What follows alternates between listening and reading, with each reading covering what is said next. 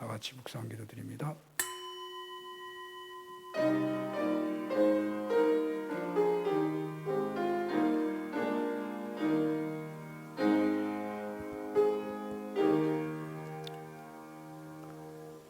예수께서 이르시되 누구든지 나를 따라오려거든 자기를 부인하고 자기 십자가를 지고 나를 따를 것이니라. 누구든지 제 목숨을 구원하고자 하면 잃을 것이요 누구든지 나를 위하여 제 목숨을 잃으면 찾으리라. 사람이 만일 온 천하를 얻고도 제 목숨을 잃으면 무엇이 유익하리요? 사람이 무엇을 주고 제 목숨과 바꾸겠느냐. 아멘. 창조주 하나님, 이 땅에 오셔서 십자가 지시고 부활하신 예수님, 이 모든 일에 함께 하시고 우리로 믿게 하시는 성령님, 찬양과 감사와 영광을 돌립니다. 우리를 그리스도의 제자로 삼으셔서 하나님의 나라를 위해 몸바침으로 최고의 복된 인생을 살도록 이끄시는 하나님, 이 시간도 그 은혜를 받고자 예배하오니 예배 임재하시고 복내려 주시옵소서. 한 사람 한 사람 간절한 부르짖음 받아주시고 주님 안에서 참 안식을 누리게 하옵소서. 예수님 이름으로 기도합니다. 아멘.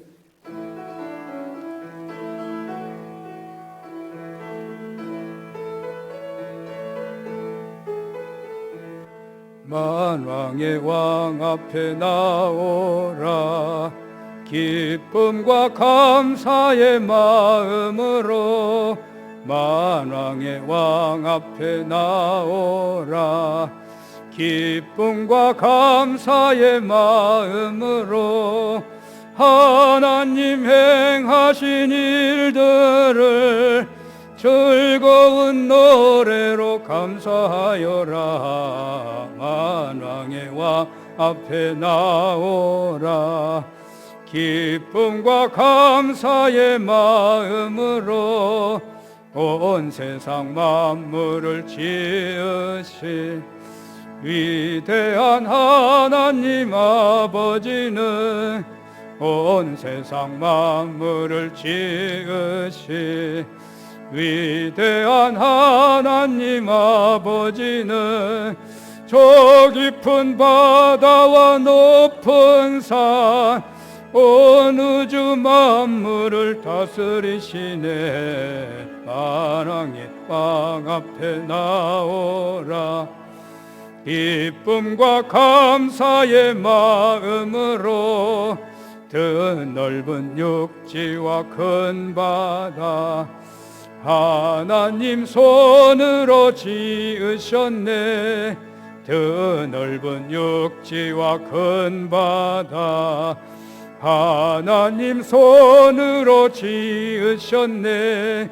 사랑과 인자가 넘치니 우리는 그 품의 어린 양이라. 만왕의 왕 앞에 나오라. 기쁨과 감사의 마음으로 하나님 앞으로 나와 무릎을 꿇고서 경배하자. 하나님 앞으로 다 나와 무릎을 꿇고서 경배하자. 주 말씀 듣고서 따르면 평안을 즐거움 넘치리로다. 만왕의 왕 앞에 나오라. 기쁨과 감사의 마음으로 성부와 성자와 성령께 찬송과 영광을 돌립니다. 성부와 성자와 성령께 찬송과 영광을 돌립니다. 만물을 지으신 창조주 영원히 영광을 받으옵소서. 만왕의 왕 앞에 나오라. 기쁨과 감사의 마음으로. 아멘. 교동문은 24번입니다. 하나님은 우리의 피난처시요 힘이시니 그러므로 땅이 변하든지 산이 흔들려 바다 가운데에 빠지든지 바닷물이 솟아나고 뛰놀든지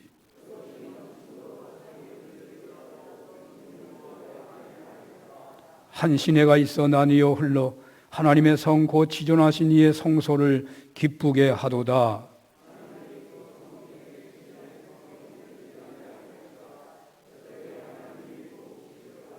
그가 땅 끝까지 전쟁을 쉬게 하심이여 이르시기를 너희는 가만히 있어 내가 하나님 됨을 알지어다.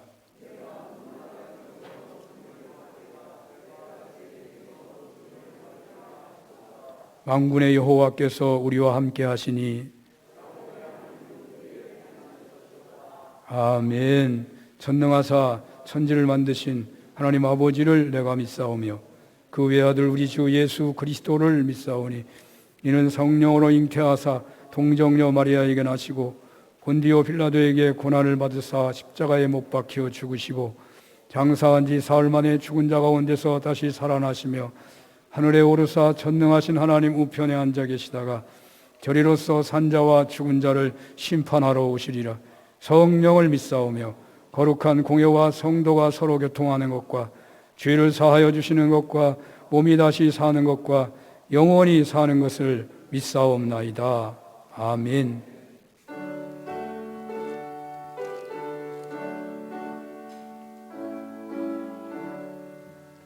나의 기쁨 나의 소망 되시며 나의 생명이 되신 주 밤낮 불러서 찬송을 드려도 늘 하신 마음 분일세.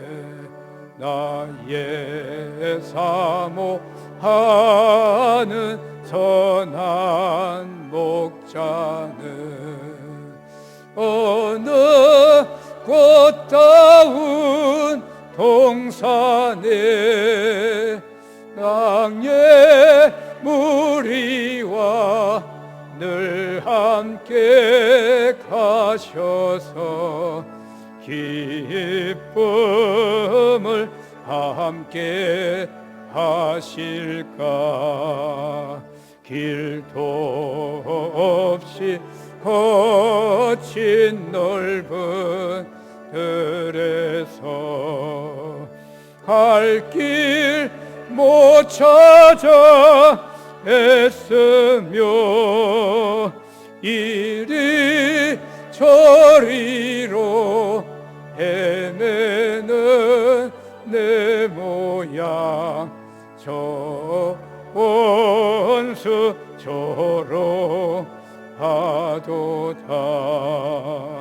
주의 자비롭고 화평한 얼굴 모든 천사도 반기며 주의 놀라운 진리의 말씀에 전지가 바다하도다. 나의 진정 사모하는 예수님 음성조차도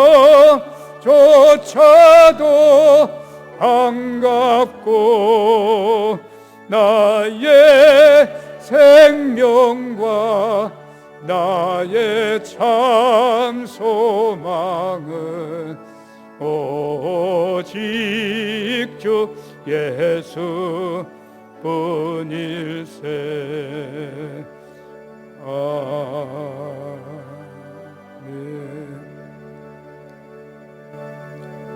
명인 장로님 기도 인도하십니다.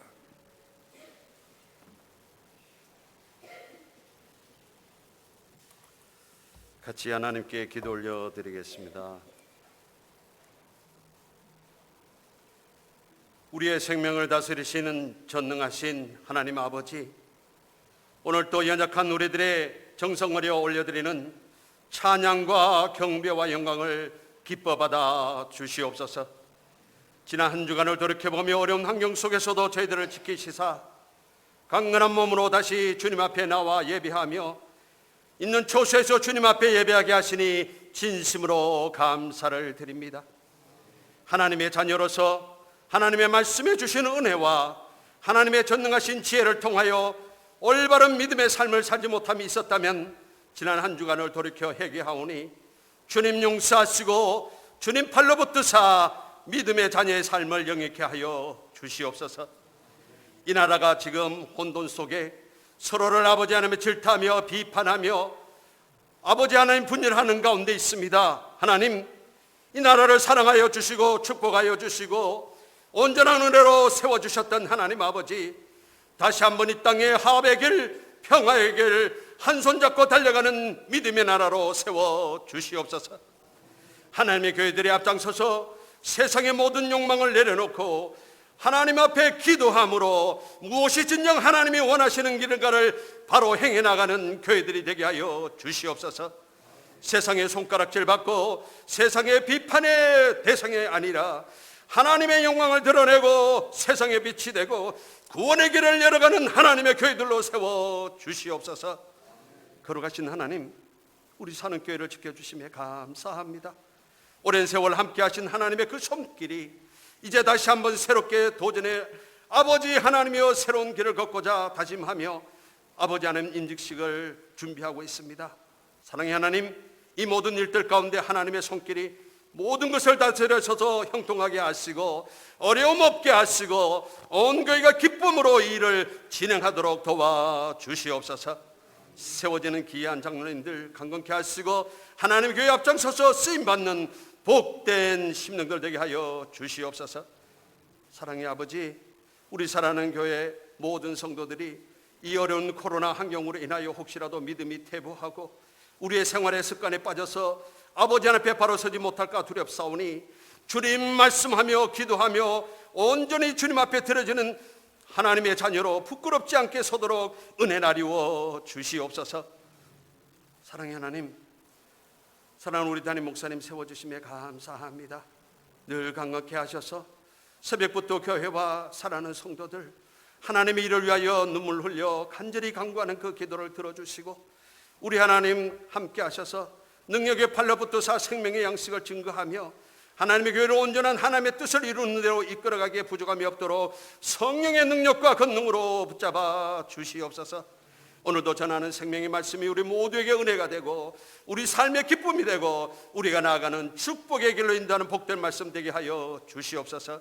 사랑하는 부목사님과 전사 하나님 함께 하셔서 귀한 양들을 인도하며 양육하기에 부족함이 없도록 주의 은혜와 하나님의 사랑의 손길로 붙들어 주시기를 간절히 기도합니다. 거룩하신 아버지 하나님, 특별히 우리 사랑하는 교회에 노령에 계신 어르신들 지켜주옵소서. 이제 날씨가 추워지고 쌀쌀한 가운데 혹이라도 그 영혼 아버지 하나님이 어려움을 취할까 두렵사오니 하나님 팔로 붙드셔서 강건하여 하나님 앞에 서는 그날까지 주님 앞에 기도하며 찬송하며 하나님의 기도에 기둥들로 우뚝 서게 역사하여 주시옵소서. 거룩하신 아버지 하나님, 귀한 성도들 질병으로 고통 가운데 있다가 이렇게 아버지는 회복하여 반갑게 만나게 하시니 감사합니다.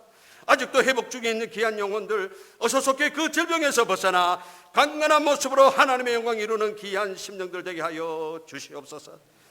가정의 모든 어려움들 아버지 하나님 경제적으로 또는 아버지 하나님 진학을 앞두고 준비하는 자녀들 위에도 함께 하시고 아버지 하나님 직장을 위하여 결혼을 위하여 믿음의 구원을 위하여 기도하는 모든 간구들이 이루어져 하나님의 영광 나타내게 도와주시옵소서. 날마다 찬송하며 주님 앞에 예배하는 가정으로 주위에 참 기쁨을 주는 아름다운 가정들이 되게 역사하여 주시옵소서. 사랑의 하나님, 하나님의 교회를 위하여 곳곳에서 수고하고 헌신하는 귀한 종들을 붙드시고 저들의 손길로 인하여 더욱더 교회가 든든히 세워져 가고 하나님의 영광이 나타나도록 은혜를 이루어 주시옵소서. 나의 구주 되시어 축복하고 인도하시는 예수 그리스도의 이름으로 간절히 기도 올려옵나이다.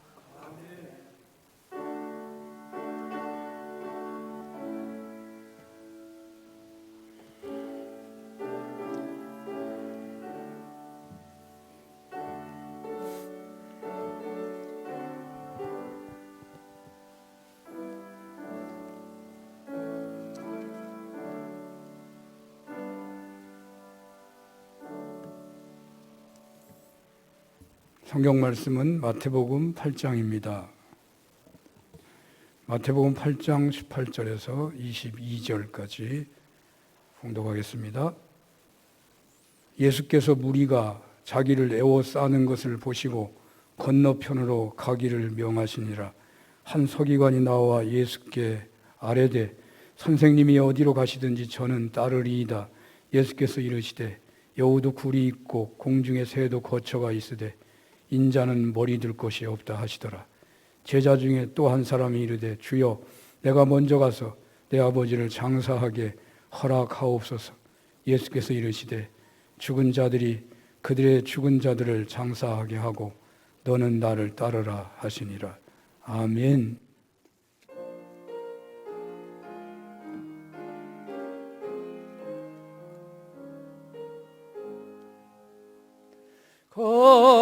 값비싼 향유를 주께 드려 막달라 마리아 본받아서 향기로운 산재물 주님께 바치리. 사랑의 주네 주님께 연약한 자에게 힘을 주고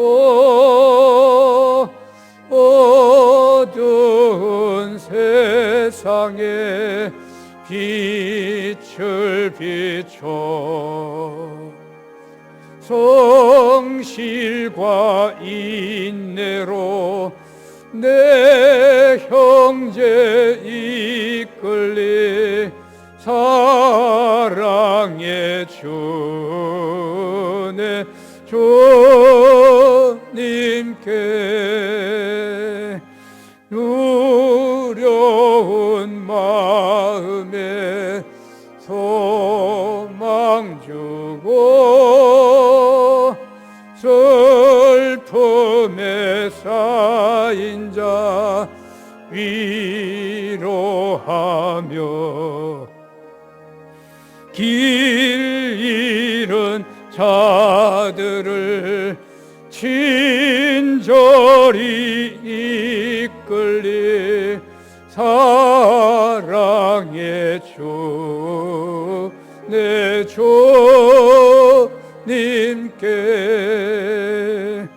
이 생의 황혼이 깃들어서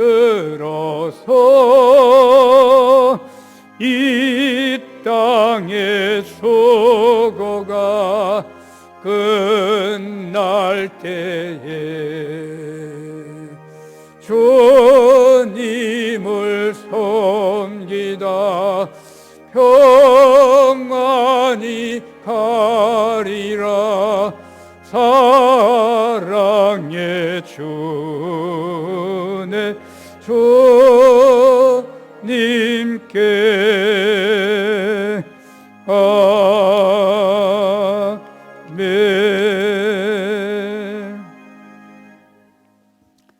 마태복음 8장 18절에서 22절 본문으로 심사숙고해야 하는 최고의 결단이라는 제목으로 주님의 말씀을 증언하겠습니다. 오늘 본문은 예수님을 믿고 따르는 것에 대한 가르침입니다. 오늘 본문의 결론을 먼저 말씀드린다면 예수님을 믿고 따르는 일은 심사숙고해야 할 일이라는 것입니다. 또 예수님을 믿고 따르는 일은 최선의 결단이요 최고의 결단이라는 것입니다. 무슨 말이냐면 예수님을 믿고 따르는 일은 이 세상에서 가장 중요하고 최고로 가치 있는 일이라는 의미입니다. 우리가 예수님을 영접하고 따르는 일은 친구가 영화 보러 가자든지 휴일에 등산 가자고 한다든지 하는 제안에 자신의 스케줄을 보고 비어 있으면 예스, 그렇지 않으면 노 하는 것이 아닙니다. 또 무슨 사업을 동업한다든지 할 때 심사숙고하는 것 이상으로 더 신중하고 더 중요한 결정이라는 것입니다. 이렇게 예수님을 믿고 따르겠다는 결단은 이 세상에서 그 무엇과도 비교할 수 없고 그 무엇보다도 최우선이 되어야 하고 최고로 중요하고 최고로 가치 있는 일이라는 말입니다. 그래서 이 내용을 하나로 묶어서 심사숙고해야 하는 최고의 결단이라는 제목을 붙여본 것입니다. 그렇다면 여러분들은 어떻게 해서 예수님을 믿게 되셨습니까? 오늘 본문이 주님을 따르겠다는 신중한 결단을 말씀하고 있는 만큼 우리 자신들이 예수님을 처음 구주로 고백하고 따르기로 결심했을 때의 스토리를 생각해 보는 것이 필요할 것 같습니다. 물론 어떻게 믿기 시작했든지 지금 최선으로 신앙생활하고 있느냐 그렇지 않느냐가 중요한 것이기는 합니다. 그러나 처음 믿을 때 결단과 그 체험은 그 사람의 전체 신앙생활을 좌우할 수도 있기 때문에 소중한 체험이고 기억입니다. 가령 엘리야의 소명은 극심한 환난 속에서 순종할 때마다 특별한 기적을 베풀어 주신 일을 겪으면서 하나님의 부름을 받았습니다. 그래서 그는 극한 상황에서 예언하며 하나님의 기적을 드러냈습니다. 민족적인 위기에서 하나님의 신앙이 위기에 놓여있는 현실에서 그는 최일선에 서서 자신의 생명을 걸고서 하나님 신앙을 지키고 회복하는 데 쓰임을 받은 것입니다. 또 이사야는 성전에서 기도하는 중에 부름을 받았는데 성전 숯불로 입술이 찢어지는 체험이었습니다.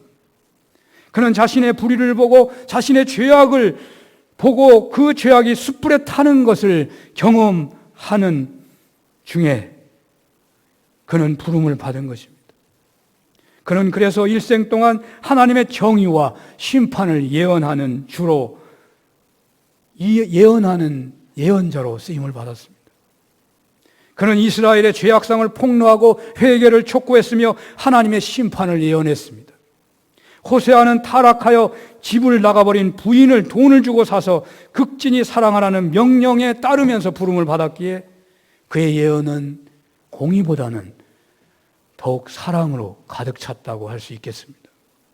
그러면 어떤 상황에서 예수님을 믿기로 결단했느냐에 따라서 그 사람의 신앙이 다양할 수 있는 것입니다. 심한 핍박을 받고 있었음에도 불구하고 오직 살 길이 예수 믿는 데만 있다고 믿고 결단한 분들은 그 신앙이 불같은 경우가 많을 것입니다. 그러나 모태 신앙인 경우는 대체로 신앙이 조용한 경우가 많고 어떤 경우에는 신앙생활에 자신의 전부를 걸지 못하는 경향도 있어 보입니다. 그러나 저는 이 시간 오늘 본문을 통해서 심각한 현장에서 예수를 믿었던, 순탄한 가운데 예수를 믿었든지 어떤 형편에서 예수를 믿었든지 상관없이 지금 예수님을 영접하고 믿는 분들은 다 오늘 본문과 같은 그런 결단과 같은 차원의 순간들이 있었을 것이라고 믿습니다. 하지만 다시금 자신들이 예수님을 그리스도로 영접하고 따르게 된 사건, 그 체험한 사건, 그 인격적인 만남의 사건이 있었던 것을 회상해 보는 것은 신앙의 성숙에 유익할 것 같습니다. 우리네 첫 신앙의 출발점, 쉽게 고백했던 치열한 삶의 현장에서 고백했던 바로 그 고백을 했을 때의 사건의 실제가 무엇이었느냐는 것을 확인하는 것은 신앙인으로서 오늘과 미래를 사는데 매우 중요한 신앙 점검이 될 것입니다. 어떻게 예수님을 믿고 따르게 되었습니까? 얼마나 심사숙고하고서 주님을 따르게 되었습니까?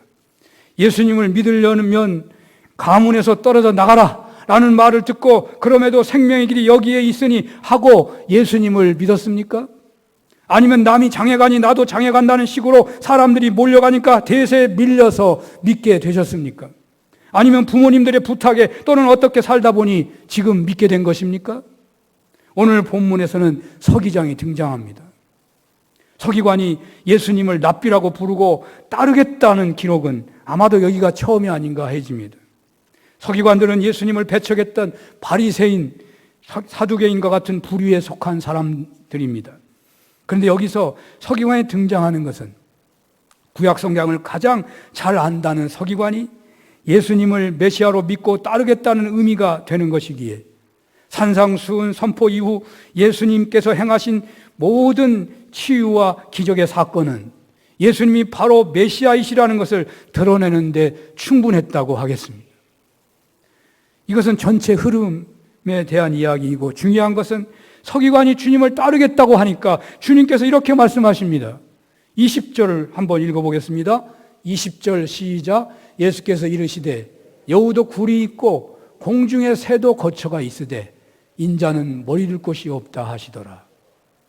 아니, 주님을 따르겠다고 하는데 예수님이 나는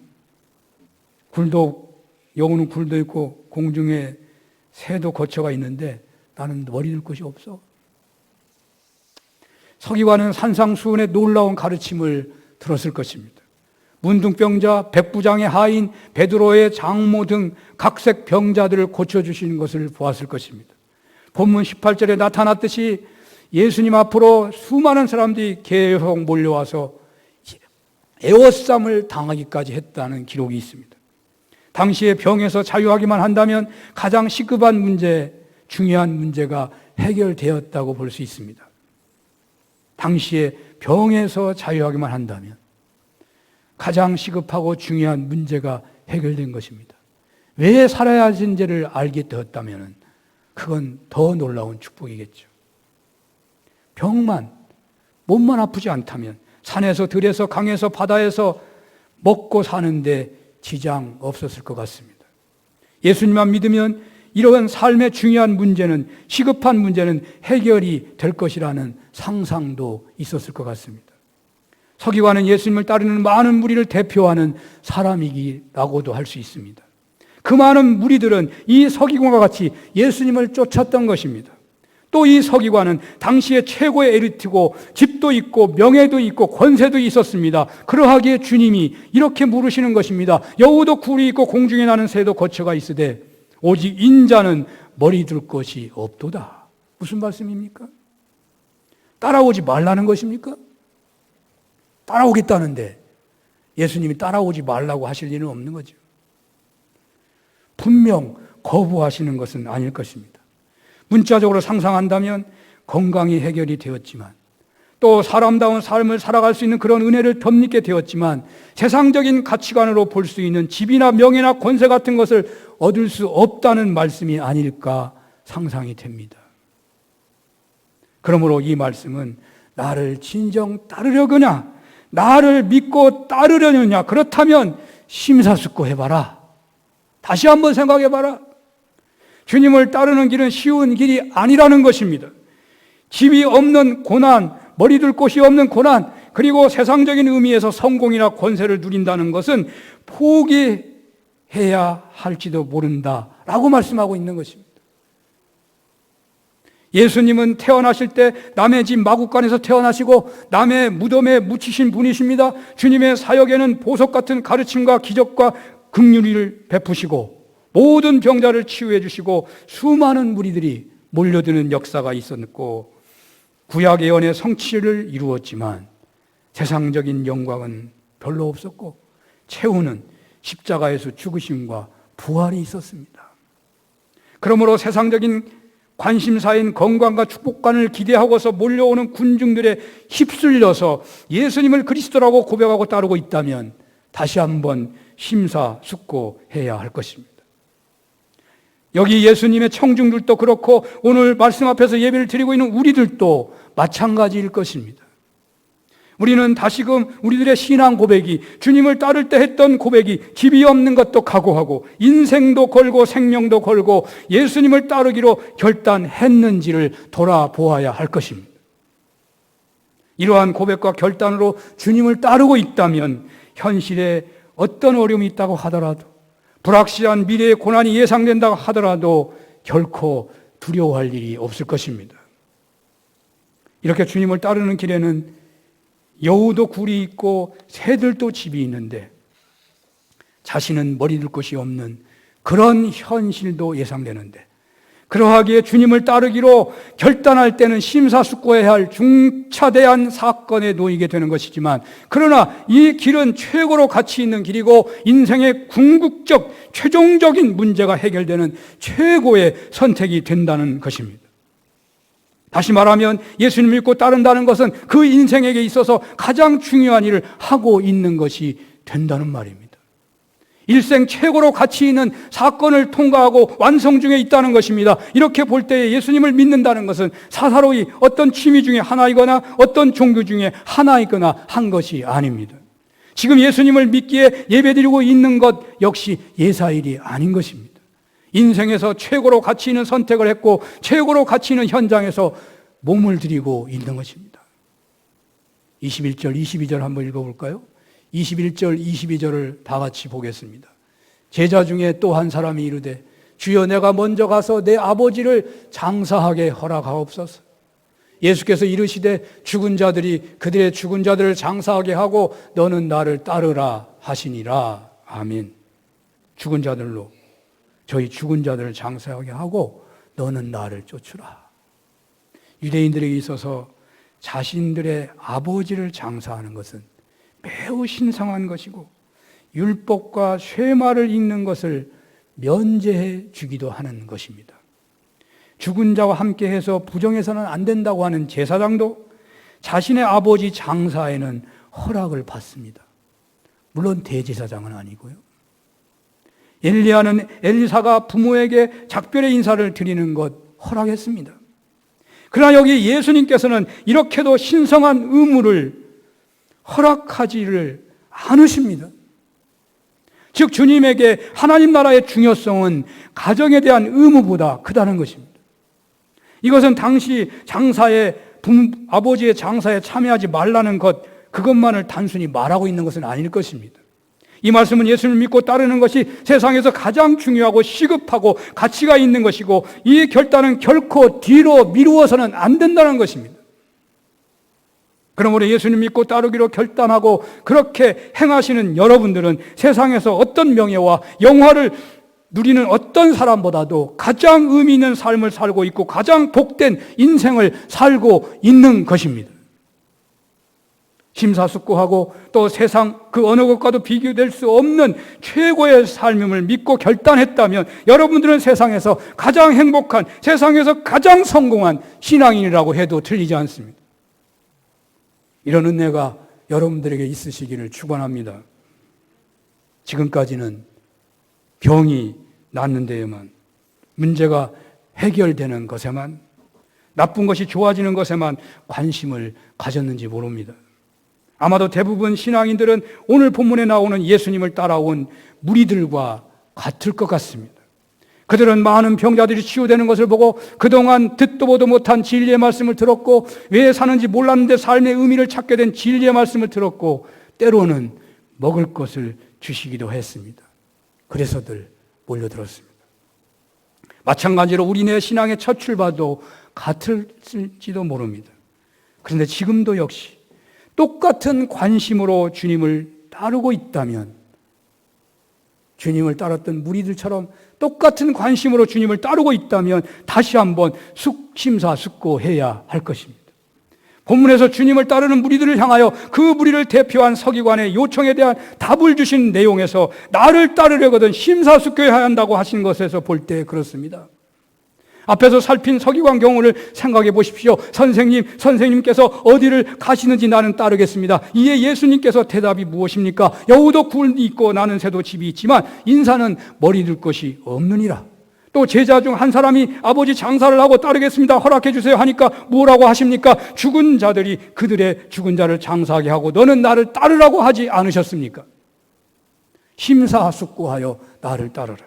인생의 궁극적인 문제에 대한 최종적인 문제에 대한 해답인 것을 확신하고 나를 따르라는 의미가 아니겠습니까?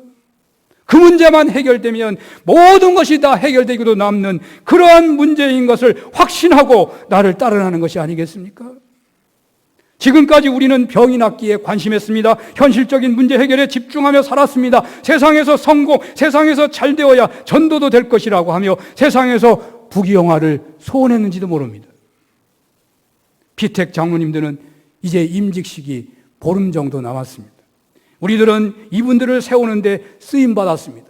산흥교회 공동체는 어떤 의미에서 오늘 새로운 부름을 받고 있다고 하겠습니다. 다른 교회들처럼 쉽게 이 과정을 지나고 있는데 오늘 주님께서는 특별한 말씀을 주고 계십니다. 쉽게 넘어가고 싶지 않으신 것입니다. 서기관이 말하고 있는 것처럼 그동안 주님을 따랐던 사람들에게 질병이 치료되고 낙심한 자가 용기를 얻어 살게 되고 수많은 기적과 먹는 것까지도 베풀어 주시는 역사를 보았기에 서기관이 그 따르는 무리를 대신하듯이 아니 그 중에서 특별히 지혜가 있기에 주님을 따르겠다고 고백했더니 주님께서는 여우도 굴이 있고 공중에 새도 깃들 곳이 있는데 인자는 머리 둘 곳이 없다고 말씀하고 있으신 것입니다. 당시 서기관은 최고의 엘리트입니다. 집도 있고 명예도 있고 권세도 누리고 있는 사람들입니다. 그래서 세상에서 누릴 것을 다 누리면서 주님을 따르겠다고 하니 자신이 누릴 것을 다 누리면서 주님을 따르겠다고 하니 인자는 머리 둘 곳이 없고 인자는 집도 없다고 그렇게 말씀하시고 계시는 거예요. 그렇습니다. 주님께서는 산흥교회가 피택 장로님들 임직을 앞두고 한 단계 신앙적으로 성장하기를 원하십니다. 이제 주님을 따르는 결단은 세상적인 부귀영화나 세상적인 그 어떤 명예와 권세를 얻고자 하는 데 있지 않고 오직 주님을 따르는 그 길을 갈 때에 머리 둘 것이 없게 되는 현실에 놓이게 되더라도 끝내 그 길을 가겠다는 결단이 있어야 한다는 말입니다. 과연 우리들은 지난날 주님을 따를 때 했던 고백이 집이 없는 것도 각오하고 인생도 걸고 생명도 걸고 예수님을 따르기로 결단했었는지를 돌아보아야 할 것입니다. 이렇게 결단을 내린다면 이제는 어떤 위기나 문제 앞에 놓인다 하더라도 불확실한 미래의 고난이 예상된다 하더라도 결코 두려워하지 않을 것입니다. 이렇게 주님을 따르는 길에는 세상적인 면에서는 혹 성공하지 못할 수도 있겠지만 머리 둘 것이 없는 그런 현실이 예상되기도 하겠지만 그러하기에 주님을 따르기로 결단하는 것에는 심사숙고해야 할 중차대한 사건에 놓이게 되는 것이지만 그래서 그렇게 장로 피택 과정이라는 어려운 과정이 있었지만 그러나 그 길이 이 길이 최고로 가치 있는 길이고 인생의 궁극적 문제가 해결되는 최고의 선택인 것을 믿어야 하는 것입니다. 예수님 믿고 따른다는 것은 그 인생에 있어서 가장 중요한 사명을 부여받은 것이고 일생 최고로 가치 있는 사건 앞에 서게 되었다고 하겠습니다. 그러므로 피택 장로님들과 함께 임직의 자리에 서게 되는 우리들에게는 예수님을 믿는다는 것은 사사로운 어떤 취미 중에 하나이거나 여러 종교 중에 하나를 선택한 것이 결코 아닙니다. 인생에서 최고로 가치 있는 선택을 했고 최고로 가치 있는 현장에서 몸을 들이고 있는 것입니다. 이런 고백과 결단 아래서 피택 장로님을 앞세우며 새롭게 나아가는 산흥교회가 되었으면 좋겠습니다. 이런 은혜가 있으시기를 축원합니다. 끝으로 이렇게 결단하는 우리들에게 주님께서는 어떻게 살라고 말씀을 하시는 것이겠습니까?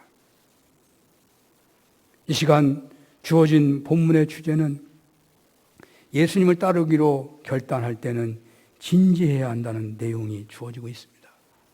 우리로 하여금 한 단계 성장과 성숙을 하려고 한다면 어떻게 살라고 하는 것이겠습니까? 오늘 본문과 같은 병행 구절인 누가복음에도 거의 유사한 내용입니다마는 누가복음에서는 이 말씀 후에 바로 70명의 제자가 파송되고 있습니다. 그러므로 본문은 예수님을 따르기로 결단할 때는 심사숙고하여 자신의 전 존재를 걸고서 결단해야 한다는 것과 동시에 어떻게 파송자로 살아야 하는가를 상상할 수 있게 해준다고 봅니다. 오늘 본문에 나오는 예수님을 따르는 결단은 일생일대 최고의 결단이라고 해야 할 것입니다. 피택 장로들에게 있어서 임직식은 바로 그런 자리가 된다고 믿습니다. 이렇게 중요한 결단은 일생에 몇 번 주어지는 것이 아닙니다. 또한 이러한 차원의 결단은 꼭 예수님의 제자가 되는 결단만이 아니라 장로 임직 같은 그런 결단만이 아니라 세상의 수많은 사건 속에서도 어떤 결단을 내려야 할 때 똑같이 적용되어야 하는 그런 것입니다. 본문에서 예수님께서는 당신을 따르는 수많은 사람들을 보았습니다. 또 그 중에는 제자 중에 한 사람이라는 기록이 있는데, 이것은 마태복음에서는 12제자 부르심이 이 8장에 있는 게 아니고 10장에 나오는 것을 볼 때 이미 제자로 불려진 몇 사람이 있었고, 본문의 그 한 제자는 그 중에 하나인 것 같습니다. 그러므로 예수님께서는 수많은 무리 중에서 제자들을 찾았을 것이고, 또 이미 불려지고 있는 제자들에게는 한 단계 성숙한 결단을 요구하셨다고 봐야 할 것입니다. 이렇게 주님은 당신을 따름에 있어서 특별한 결단을 요구하시면서 12제자를 찾으신 것이 아닌가 하는 상상이 가능할 것 같습니다. 본문은 한마디로 일생일 때 최고의 결단의 사건이 벌어지고 있는 자리라고 볼 수 있죠. 어떻게 이러한 결단을 해야 하는 것일까요? 어떤 방향으로 해야 하는 것일까요? 우리는 신앙의 결단이나 세상상의 중요한 결단 앞에서 어떻게 해야 하겠습니까? 라고 우리 본문에서 이런 물음에 대한 답을 찾아본다면 어떤 답이 나오겠습니까? 쉬운 대답은 앞에서 말한 것처럼 심사숙고해서 결정해야 한다라고 말했지만은 이제 한 걸음 더 들어가 보고자 합니다. 오늘 본문은 예수님께로 몰려오는 모든 병자들, 귀신 들린 자들을 해가 저물 때까지 다 고쳐주셨다는 말씀 다음에 있는 구절입니다. 그리고 예수님은 지치기도 하셨고 또 엄청난 사건과 기적을 베푸신 후에는 늘 한적한 곳을 찾으신 것처럼 오늘 본문도 주님께서 무리가 애워싸는 것을 보시고 한적한 곳을 찾고자 건너편으로 가자 하셨다고 볼 수 있습니다. 예수님께서 한적한 곳을 찾은 대부분의 목적은 거의 관용적인 표현이 되다시피 하겠는데 그것은 기도하기 위한 것이었습니다. 특별한 결단 앞에서 또는 특별한 기적 사건 후에는 예수님은 한적한 곳을 찾곤 하셨습니다. 분명 오늘 본문도 몰려오는 수많은 각색 병자와 귀신 들린 자들을 치유하신 놀라운 기적을 행하신 후에 혹은 주님께서는 특별한 결단의 말씀을 하시기 위해서 한적한 곳으로, 기적 때문에 한적한 곳으로 혹은 특별한 결단을 주시기 위해서 한적한 곳으로 가자고 하셨을 것 같습니다. 예수님께서는 12제자를 부르기 전에도 한적한 산으로 가셔서 밤이 새도록 기도했다고 하셨습니다. 한적한 곳을 향한 것은 기도하고자 하셨던 것을 짐작할 수 있습니다. 오병이의 기적이 일어났을 때도 주님은 한적한 곳에 가셔서 기도하셨습니다. 물론 본문에 기도했다는 기록은 없는 것은 아마도 생략이 됐거나 또는 한 서기관과 제자가 심각하게 묻는 질문이었기 때문에 그것에 대한 대답을 기록하다 보니까 기도가 혹시 빠졌는지 모르겠습니다. 그러나 분명한 것은 이렇게 중요한 결단이나 이렇게 중요한 어떤 일을 시작하고자 한다면 한적한 곳에 가서 기도해야 한다는 것입니다. 그렇습니다. 크리스찬의 모든 결단에는 기도가 무엇보다도 우선되어야 하는 것입니다. 그래서 우리 교회에서도 임직식을 앞두고 한 주간 특별 새벽 기도를 계획했습니다. 혹 코로나19로 대면 예배 못하게 된다면 온라인이라도 하고자 합니다. 야곱은 자신의 가장 중요한 결단의 자리에서 목숨을 걸어야 하는 그 자리에서 천사와 생명을 건 씨름을 했다는 것을 여러분들은 잘 알고 있으실 것입니다. 또 모세는 광야에서 이스라엘이 금송아지를 만들어 하나님의 엄중한 진노 앞에 놓였을 때 이스라엘 백성들을 위해서 얼마나 간절히 중보기도를 했는지 하나님이요 그 천일 공로할 죄를요 용서하셔요. 그런데 용서는 받았는데 하나님께서요 청천벽력 같은 말씀을 모세에게 하십니다. 출애굽기 32장 33장에 나오는 건데요. 그것은 하나님께서 목이 곧은 이스라엘 백성과 함께 이제는 내가 함께 가지 못하겠다. 내가 너희와 함께 가다 보면 목이 곧은 이스라엘 백성이 죄를 범하게 될 터인데 내가 그들을 그러면 다 진멸하게 되지 않겠느냐. 그래서 내가 이제는 너희와 함께 못 가겠다. 그렇게 말씀하시는 거예요. 이스라엘 공동체 최대의 위기입니다. 노아를 부르시기 직전에 죄악이 관영하고 차고 넘쳐서 노아를 불러가지고 세상을 심판하신 때와 같은 상황의 내용을 보면 말이에요.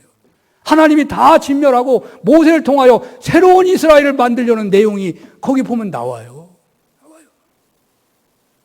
이스라엘 공동체가 붕괴될 풍전등화 위기 앞에서 모세가 어떻게 한지 아십니까?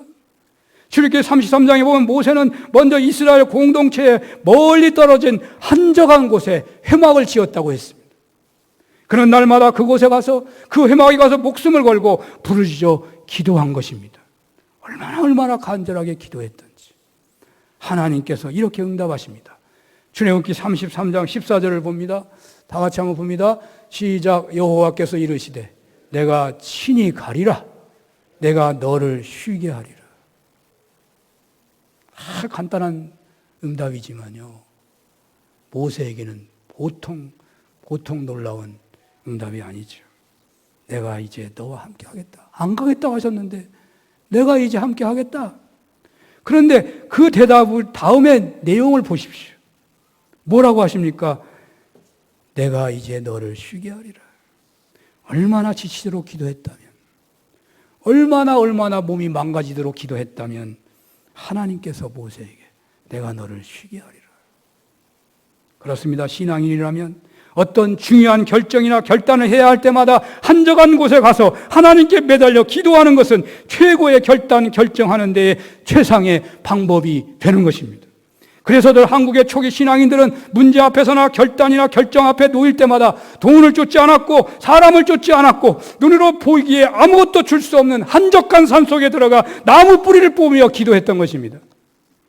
일생일대의 중요한 결정이나 결단만이 아니라 어떤 일의 시작이나 문제 앞에서도 우리 신앙인은 언제고 기도하고 시작해야 하는 것입니다.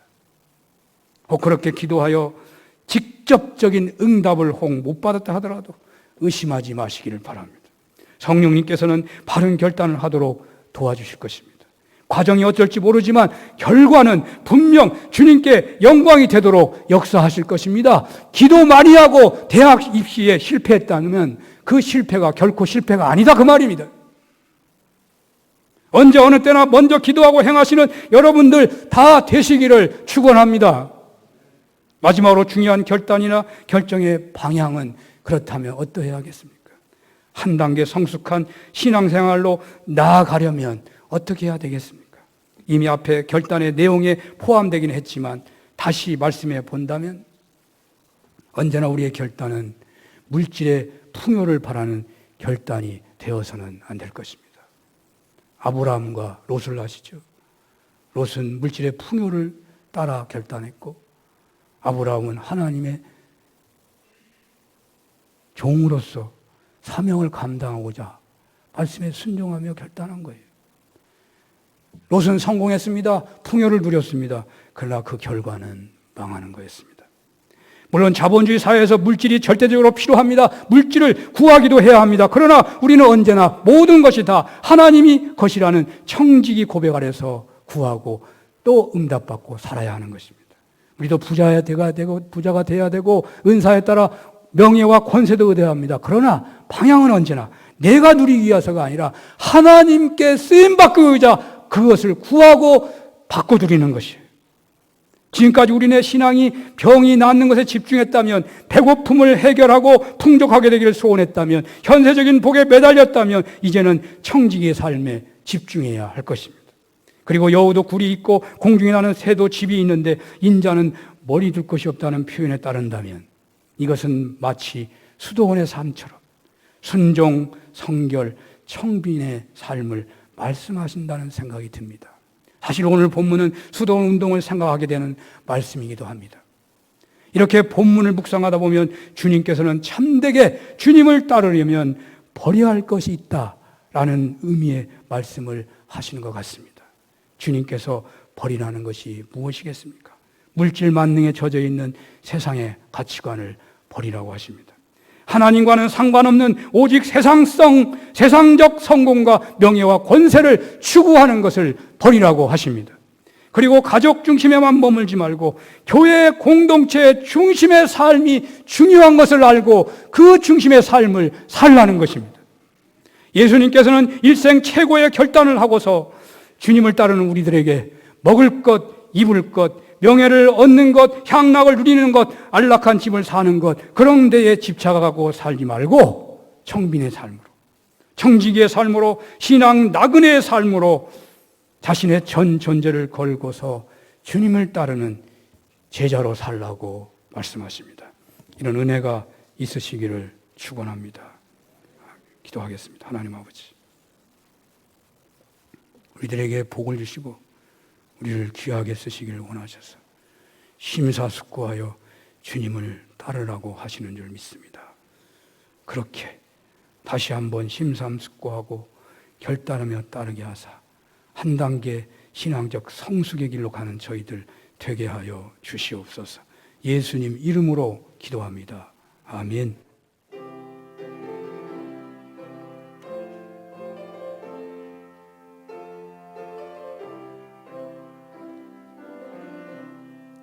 구주께서 부르되 오늘 오라 하시니 올 수 있는 기회에 긍휼함을 받으라. 널 위하여 비시는 주의 음성 들으며 주의 약속 믿어서 내 구주로 섬겨라. 구주께서 널 위해 기다리고 계시니 모든 고통 두려움 주께 와서 아뢰라. 풍성하신 은혜 자비로운 그 사랑 회개하고 주께 와 강구하여 얻으라. 모든 죄를 떠나서 회개하고 나오라. 주가 용서하시고 너를 영접하시리. 눈보다도 더 이게 너의 마음을 씻어서 내 마음에 천국이 임하도록 하리라.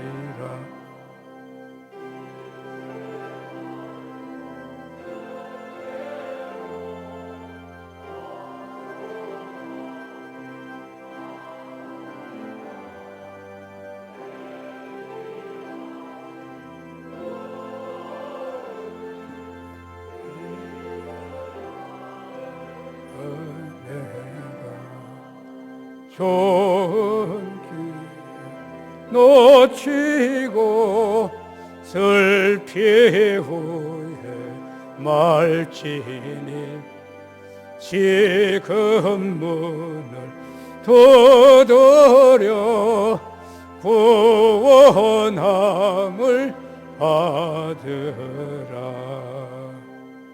아멘. 할렐루야. 하나님 아버지시여, 우리에게 허락하시는 시간과 하나님 일터와 하나님 열매가 다 하나님의 것인 것을 고백하며 청지기로 살 것을 간절히 원하며 주여 11조와 감사와 주일헌금 1,000번째 성경헌금 모퉁이 헌금 남신도 주일헌금으로 드리오니 하나님 기뻐 받아 주시옵소서. 하나님 11조를 드리는 손길마다 나머지 아홉을 친히 주님이 경영하사 하나님 나라 운동에 하나님 중심에서 귀하게 쓰임받는 귀한 종들 다 되게 하여 주옵소서. 감사에 실린 눈물을 받으시고 특별하게 하나님 앞에 주여 목적 가지고 드리는 예물들처럼 하나님 위기 때마다 특별한 주님의 도우심 아래서 감사 열매가 맺도록 하나님 역사하여 주시옵소서. 아버지 하나님, 주여 귀한 예배를 위하여 아버지여 방송실에서 귀하게 봉사하는 귀한 종들 기억하여 주시고 아버지여 차량으로 또 반주로 재정부에서 방역으로 하나님 아버지 여러 가지 모양으로 주님 앞에 드리오니 아버지 기뻐 받아 주시옵소서. 예수님 이름으로 기도합니다. 아멘. 교회 소식을 전합니다. 지난번부터 교회 학교도 현장 예배 또 온라인 예배를 겸하여 드리고 있습니다. 우리의 예배는 좀 나아졌다고 하겠지만 어쩌면 더 정성과 주의가 집중이 필요한 그런 예배라고 볼 수 있습니다. 우리는 서로 손을 잡을 수 없고 안 만나면 손잡을 일도 없지만 만나면 접촉하기가 쉬운데 접촉하지 않아야 되는 그런 아픔과 어려움이 있습니다. 참아야 합니다. 또 마스크 잘 써야 합니다. 여러분 몸이 이상하면 또 집에서 쉬어야 합니다. 또 집에서 예배 드리는데 그냥 뭐 땡 하면 그냥 부시시하고 예배 드린다면 그 예배를 하나님 받으시겠습니까? 그 전에 준비하고 환경도 정리하고 예배 자리에 서가지고 기도하고 찬송하면서 예배 자리에 있어야 집에 드리는 예배 받으시지 않겠습니까? 그러나 아무도 보지 않기 때문에 그렇게 하기 어렵습니다. 더 집중하고 더 사모하고 더 성령님 의식하며 예배하지 않으면 실패할 것입니다. 여러분들 더 정성을 다하는 가운데 이런 위기 가운데서 더욱더 신앙의 임용사로 다듬어지게 되는 그런 은혜가 다 있었으면 좋겠습니다. 11월 셋째 주 15일 날 장로 임직식 추수감사절 동시에 있습니다. 1년의 모든 열매에 대한 감사지만 우리 교회 44년의 그러한 땀 흘려 몸 바친 신앙인의 어떤 열매와 같은 임직식이 되기도 할 것입니다. 정말 뜻깊은 날입니다. 아마 우리 교회 역사상 이렇게도 중요한 날이 없을 만큼 소중한 날입니다. 어떤 분은 와가지고 이렇게 중요한 잔치, 자기가 이런 잔치에 있게 된 것이 너무너무 좋다고 그런 말씀을 듣는 것이 너무나 감동된다고 그런 사람이 있어요. 여러분 정말 중요한 날입니다.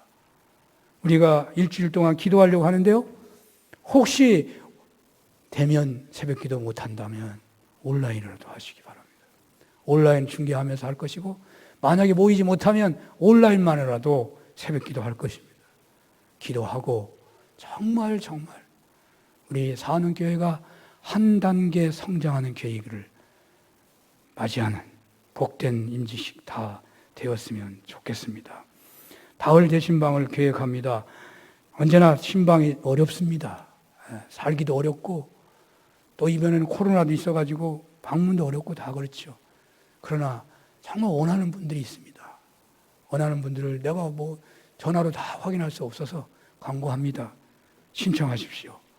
날짜에 맞춰서 신청한 그분에게 우선권을 드립니다. 그러니까 무조건 신청하시고 그래도 다 집에다 하면 집에도 갑니다. 애석하지만 집에 가도 못 먹습니다. 아무것도 마스크 쓰고 손도 못 잡고 그냥 멀리서 보다가 예배는 드리고 오는 겁니다. 그래서 집에 갑니다. 오라고 하면 정한 예배 가을 신방이 보통 신방은 교회에서 할 겁니다. 말씀과 삶 묵상집이 나왔는데요. 우리가 교육을 전혀 못하잖아요. 그래서 당회에서 말씀과 삶 묵상집을 원하는 분들에게 드리기로 해서 지금 30권을 일단 신청을 해서 사왔습니다. 한 권에 1,000원씩입니다만은 돈을 내도 되고 안 내도 되고 해놨습니다. 어쨌든 가져가시고, 그러나 보지 않으려면 가지 마세요. 많이 구하지는 않았습니다. 그러나 다 보시기를 바라고, 오늘부터 볼 수 있습니다. 오늘 1일이잖아요. 모자르면 또 사다 놓을 겁니다. 그러니까 가져가시기 바라고. 또 특별 새벽 기도회 때는 또 20권을 준비해 놨는데 그것을 또 드리도록 하겠습니다. 수험생을 위한 기도, 여러분 이제 그 명찰이 붙어 있나요? 여러분 꼭 기도해 주시기 바랍니다. 수험생 한번 따라서 부르겠습니다. 최다은, 김수빈, 최상윤. 하나님, 이들이 최고의 결정, 은혜를 받는 때가 되도록 축복하여 주옵소서. 여러분 이렇게 이러한 도우심을 위해서 여러분 기도해 주시기 바랍니다. 기도 제목도 있고요. 총회 공천위원회에 제가 3일날 가는데 기도해 주시기 바라고, 이미성 권사님 이사하셨습니다. 기도해 주시기 바랍니다. 오늘 한 두 달 동안 함영인 집사님 미국 다녀오셨는데요. 만나서 반갑습니다. 환영합니다. 박수 해주시기 바랍니다. 우리 지정일 장로님, 김초선 권사님은 몇 달도 넘죠? 아프셔서 수술 받으시고 한 서너 달? 6달?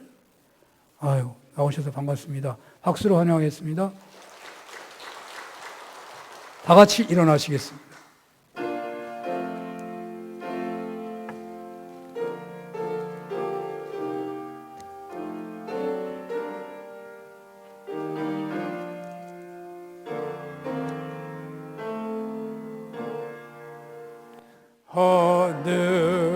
하늘에 계신 아버지, 이름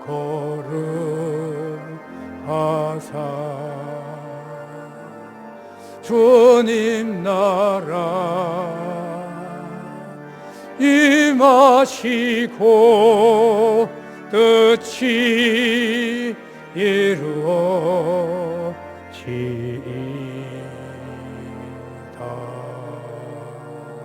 일용할 양식 주시고 우리들의 큰 죄 다 용서하옵시고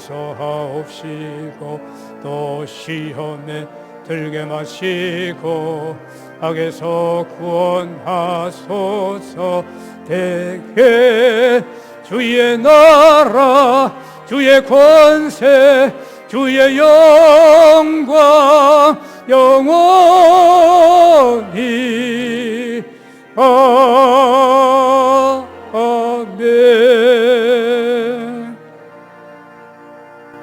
성부 성자 성령 하나님의 크신 은혜와 사랑하심과 역사하심이 몸바쳐 예배하는 모든 종들 머리 위에 우리 교회 매우 특별한 매우 중요한 장로 임직식 앞두고 하나님 우리의 신앙에 결단했던 때를 돌아보게 하시고 한 단계 더 성숙한 주님 따르는 결단을 하고 더 크게 쓰임받고 더 차원 높은 샬롬과 평안과 복을 받기를 원하며 돌아가는 모든 종들 머리 위에 영원히 함께 주시옵기를 축원합니다. 아멘.